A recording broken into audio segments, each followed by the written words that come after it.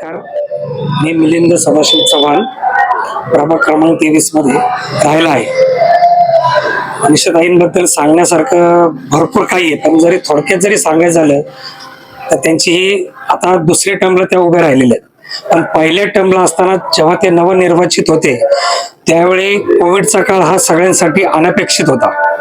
तरी कुठेही खचून न जाता आपल्या प्रभागातल्या लोकांशी त्यांनी जी जवळीक साधली, शिवाय रोजचं अन्न देणं, म्हणजे बरेचसे आता आपल्या इथं कामगार वर्ग आहेत की त्यांचे रातोरात धंदे बुडाले किंवा नोकऱ्या गेल्या, पण ह्या पती पत्नींनी मिळून कोविडच्या काळात यथोचित मदत केली.